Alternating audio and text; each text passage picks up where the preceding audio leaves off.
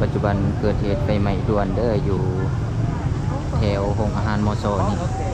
อันนี้แม่นธนาคารการค้าไฟไหม้บ่ให้ทุกคนอยู่ไกลไฟไหม้แห้งขนาดนี้ควันพุ่งเต็มเลย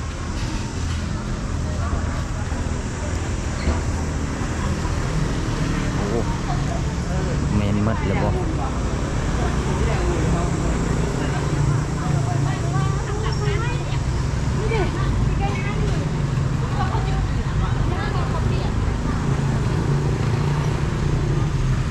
มันคือหาน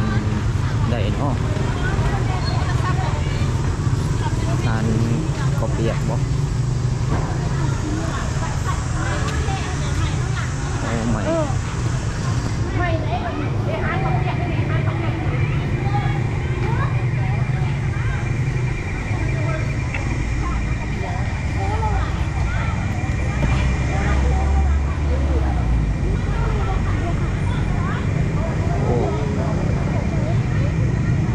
ควัน